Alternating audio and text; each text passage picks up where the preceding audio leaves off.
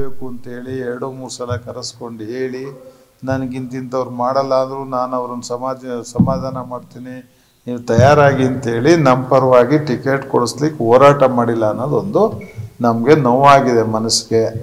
ಎರಡನೇದು, ನಮ್ಗೆ ಇಷ್ಟ ಆದಮೇಲೆ ಇಲ್ಲಿ ರಕ್ಷಣೆ ಇಲ್ವಲ್ಲ, ಮುಂದೆ ನಾವು ಇಲ್ಲಿರಬೇಕಾ ಬೇಡವಾ ಅಂತೇಳಿ ಚಿಂತನೆ ಆಗಿದೆ. ಕಾರ್ಯಕರ್ತರನ್ನ ಕರೆದು ಏನೇನು ನಡೆದಿದೆ ಇವತ್ತಿಂದ ಇವತ್ತವರೆಗೆ ಚರ್ಚೆ ಮಾಡಿ ನೋಡ್ತೀವಿ ಯಾವ ದಿಕ್ಕಲ್ಲಿ ಹೋದ್ರೆ ಅನುಕೂಲ ಆಗುತ್ತೆ ಅಂತ. ಈಗ ನಾವೇನು ಕಾಂಗ್ರೆಸ್ಗೆ ಹೋಗ್ಬಿಟ್ರೆ ಸೇಫ್ ಝೋನ್ ಅಂತಲೂ ತಿಳ್ಕೊಂಡಿಲ್ಲ, ನಾನು ಅದನ್ನು ಬಿಚ್ಚಿ ಹೇಳ್ತೀನಿ.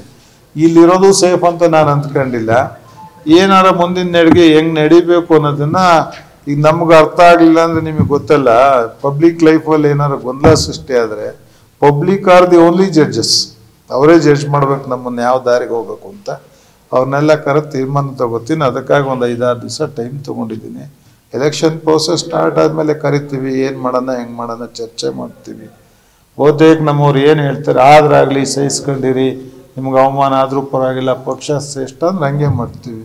ಅವಮಾನ ಸಹಿಸ್ಕೊಳಕ್ಕಾಗಲ್ಲ, ಬೇರೆ ದಿಕ್ಕು ನೋಡ್ಕೊಳೋಣ ಅದೇ ಮಾಡ್ತೀವಿ. ಬೇಕು ಅಂತೇಳಿ 2-3 ಸಲ ಕರೆಸ್ಕೊಂಡು ಹೇಳಿ ನನಗಿಂತಿಂತವ್ರು ಮಾಡಲ್ಲ ಅಂದರೂ ನಾನು ಅವ್ರನ್ನ ಸಮಾಧಾನ ಮಾಡ್ತೀನಿ, ನೀವು ತಯಾರಾಗಿ ಅಂತೇಳಿ ನಮ್ಮ ಪರವಾಗಿ ಟಿಕೆಟ್ ಕೊಡಿಸ್ಲಿಕ್ಕೆ ಹೋರಾಟ ಮಾಡಿಲ್ಲ ಅನ್ನೋದೊಂದು ನಮಗೆ ನೋವಾಗಿದೆ ಮನಸ್ಸಿಗೆ. ಎರಡನೇದು, ನಮ್ಗೆ ಇಷ್ಟ ಆದಮೇಲೆ ಇಲ್ಲಿ ರಕ್ಷಣೆ ಇಲ್ವಲ್ಲ, ಮುಂದೆ ನಾವು ಇಲ್ಲಿರಬೇಕಾ ಬೇಡವಾ ಅಂತೇಳಿ ಚಿಂತನೆ ಆಗಿದೆ. ಕಾರ್ಯಕರ್ತರನ್ನ ಕರೆದು ಏನೇನು ನಡೆದಿದೆ ಇವತ್ತಿಂದ ಇವತ್ತವರೆಗೆ ಚರ್ಚೆ ಮಾಡಿ ನೋಡ್ತೀವಿ ಯಾವ ದಿಕ್ಕಲ್ಲಿ ಹೋದ್ರೆ ಅನುಕೂಲ ಆಗುತ್ತೆ ಅಂತ. ಈಗ ನಾವೇನು ಕಾಂಗ್ರೆಸ್ಗೆ ಹೋಗ್ಬಿಟ್ರೆ ಸೇಫ್ ಝೋನ್ ಅಂತಲೂ ತಿಳ್ಕೊಂಡಿಲ್ಲ, ನಾನು ಅದನ್ನು ಬಿಚ್ಚಿ ಹೇಳ್ತೀನಿ. ಇಲ್ಲಿರೋದು ಸೇಫ್ ಅಂತ ನಾನು ಅಂದ್ಕೊಂಡಿಲ್ಲ.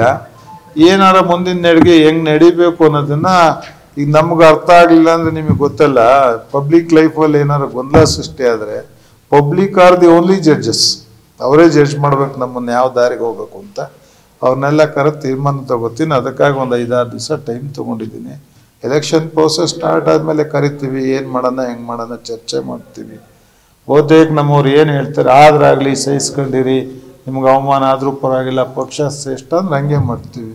ಅವಮಾನ ಸಹಿಸ್ಕೊಳಕ್ಕಾಗಲ್ಲ, ಬೇರೆ ದಿಕ್ಕು ನೋಡ್ಕೊಳೋಣ ಅದೇ ಮಾಡ್ತೀವಿ.